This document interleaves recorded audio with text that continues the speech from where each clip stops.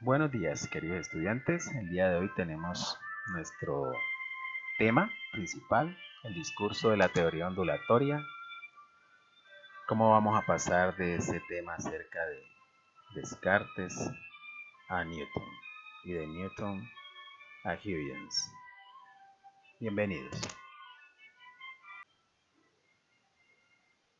Para finales del siglo XVII, no había quien refutara las ideas del conocido físico Newton.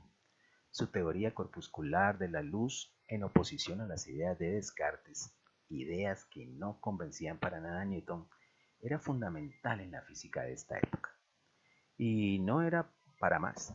Descartes no había demostrado lo contrario, simplemente sustentaba la existencia de la luz como partícula, suponiendo que todo estaba formado por pequeños corpúsculos. Igual, porque la luz no iba a tener la misma naturaleza.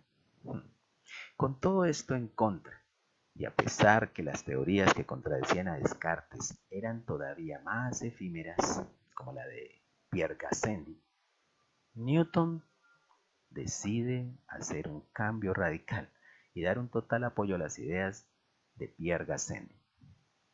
Bueno, y aquí nos podemos plantear el porqué de la decisión de Newton. Y la respuesta radica en algo muy sencillo: las concepciones acerca de la materia y su modelo.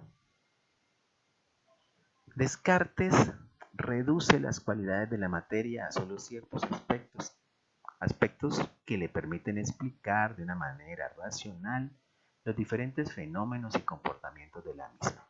Selecciona el tamaño, la forma y el movimiento como principales cualidades de la materia, descartando las otras. Tal vez porque estas son más fácilmente cuantificables. Vaya uno a saber qué pensaba Descartes, ¿no? Es decir, que la cualidad única de la materia, de acuerdo a Descartes, era la de ocupar un lugar en el espacio e interactuar entre ella a través del movimiento. Este modelo se va a conocer como modelo mecanicista de la materia, porque toma por modelo de la naturaleza una máquina. Es una máquina donde hay muchos engranajes que representan la materia y el movimiento, su cualidad ideal. Cualidad que se transmite de una manera perfecta, sincrónica, armoniosa, como tal es la naturaleza de Dios para Descartes. Pierre Gassendi y Leibniz, entre otros, no aceptan estas concesiones que limitan realmente a la materia, que quitan una cantidad de cualidades que también son importantes. En su libro Opera Omnia, Gassendi escribe: acerca del cuerpo, noto solo esto, que si su naturaleza completa consiste en el hecho de ser extensa, entonces toda acción y toda facultad de actuar está fuera de la naturaleza corpórea, dado que la extensión es puramente pasiva. Y además, decir que una cosa es solo extensión es decir, entre otras cosas, que no es activa. Por tanto, no habrá acción ni facultad de actuar en los cuerpos.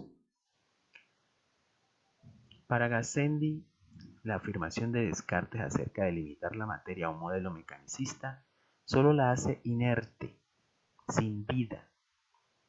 La concepción de que la materia sea un simple engranaje, esperando el movimiento de otro engranaje, choca con las ideas de Gassendi acerca de la materia. Gassendi escribe: la gravedad o el peso no es otra cosa que esa facultad a fuerza natural e interna, mediante la cual el propio átomo por sí mismo es capaz de ir de un sitio para otro y de moverse a sí mismo. Gassendi, sin desconocer entonces las propiedades de la materia como extensión, tamaño, forma y movimiento, propone otras cualidades, unas cualidades internas, inherentes al mismo átomo, a su naturaleza interna. Para Gassendi, los átomos se mueven por su propia naturaleza interna, y si las cosas se mueven en el mundo externo, es porque los átomos están en continuo movimiento, obviamente, y este movimiento procede de una fuerza interna que existe en el átomo mismo. Gassendi remarca de esta forma claramente que esta fuerza la tienen en su interior los átomos y el movimiento emana de ellos mismos. Para Descartes, la luz era un fenómeno meramente mecanicista. Se producía a través del movimiento de la materia. Algunos otros científicos como Robert Hooke se apropian de esta idea y nos describen la luz como una onda.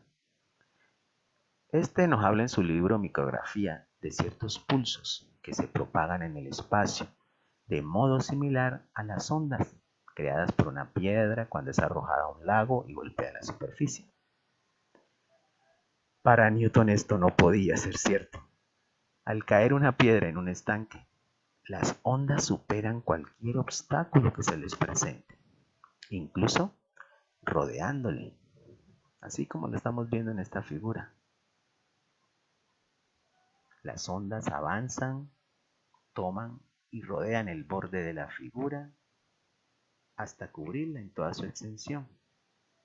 En otras palabras, para Newton, si la luz fuera una onda, cuando ésta se encontrara con un obstáculo, debería rodearlo e iluminar el lado opuesto. Pero pues esto no ocurría. Si la luz fuera una onda, no debería existir sombra alguna en un objeto. Pero, sin embargo, las sombras son muy definidas, observaba Newton. Gassendi tiene una concepción más acerca de la materia que lograría captar de verdad el pensamiento de Newton, que ya estaba conquistado por el hecho de saber que el movimiento se emana de la misma materia. Newton entonces continuaba alejándose de la idea de Descartes. Esa idea de Gassendi aparece por primera vez en su libro Syntagma Philosophicae. Y es esa, su manera de pensar en el concepto de vacío, que le da fortaleza a las ideas corpusculares de la teoría de la luz de Newton. Dice Gassendi que el vacío tiene tres formas, y una de ellas, el vacío disseminatum, coincide con la única y sencilla idea de vacío de los atomistas griegos. Y nos habla de un pequeño conjunto de espacios que separan los corpúsculos y que hacen posible su movimiento. Ese vacío explica los procesos de condensación, de rarefacción y los diferentes pesos específicos. La luz tiene también naturaleza corpuscular y puede atravesar los cuerpos en la medida en que su textura de átomo admite esos espacios vacíos. Esta teoría era un sustento radical para la teoría de Newton. Y sin embargo, Newton no puede responder a ciertas preguntas. Si la luz de verdad viaja en línea recta en forma de corpúsculos, entonces, ¿cómo ocurre que la luz se pueda cruzar sin destruir sus partículas? Ahora, si las partículas tienen masa, pues nadie podía imaginarse la luz sin ella. Habría una colisión de corpúsculos al cruzar dos fuentes de luz. Y sin embargo, cuando lo hago, la luz se intensifica. ¿Qué estaba pasando aquí? ¿Por qué un objeto que pierde luz, es decir, que pierde corpúsculos, no pierde peso? ¿Y por qué el objeto que está recibiendo la luz no lo gana? ¿Por qué unos corpúsculos al incidir en una superficie se reflejan, mientras que otros corpúsculos se refractan? ¿Por qué los rayos de distintos colores viajan a la misma velocidad? Solo había una forma para responder todas estas preguntas y resolver el choque de ambas teorías.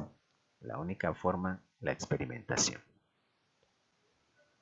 Para 1690 ya Christian Huygens había publicado su Tratado de la Luz. Aquí ya explicaba la naturaleza ondulatoria de la luz y daba solución a algunas preguntas que Newton había contestado de otra forma. Miremoslo en el cuadro presente.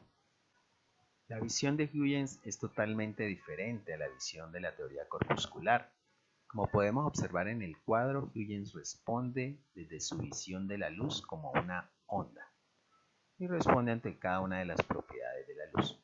Ante la reflexión nos dice que esto sucede cada vez que la luz, en su forma ondular, se encuentra con un obstáculo y simplemente rebota, proyectándose nuevamente. A la refracción, Huygens responde que al cambiar de medio la longitud de la onda se ve afectada y su ángulo cambia, es decir, disminuye la velocidad de la luz. En cuanto a la intensidad, Huygens nos afirma que es la amplitud de la onda la que influye en la mayor o menor intensidad, a mayor amplitud, mayor intensidad y viceversa. En cuanto al color, la respuesta de la teoría ondulatoria es bastante simple. Tiene que ver directamente con la longitud de la onda. El color rojo tiene la longitud mayor a la que tiene el color violeta, con una longitud de onda menor. La respuesta ante la polarización de la teoría ondulatoria es acerca de que la luz es la única que puede presentar polarización por ser una onda de tipo transversal, y con ello nos explica de por qué al ocurrir el fenómeno de la difracción la luz no va a cubrir completamente como el sonido un obstáculo. La interferencia es explicada desde la teoría ondulatoria como el choque entre las ondas. Se forman entonces dos tipos de interferencia. Una interferencia de tipo constructivo, cuando las ondas se suman, y una interferencia de tipo destructivo, cuando las ondas se anulan. Y ante la última pregunta que no pudo contestar Newton, que era la pregunta acerca de la difracción, Huygens tiene una forma de hacerlo. Nos dice que al pasar por un agujero, las ondas crean un nuevo frente de onda. Y esa es la explicación por qué se forman diferentes patrones al pasar la luz por una rendija. Huygens nos define varios patrones y características de una onda. Nos habla de que la parte superior de una onda tiene un nombre específico, se llama cresta, mientras que la parte inferior de la onda recibirá el nombre de valle. Que la distancia entre dos crestas se llamará longitud de onda. Que una onda tiene una región intermedia. Esa región intermedia divide en dos la onda, una parte superior y una parte inferior. Que la altura de la cresta recibirá el nombre de amplitud. Que la distancia entre dos puntos o frentes de onda a través del tiempo tendrá el nombre de frecuencia o rapidez con la que la onda circula.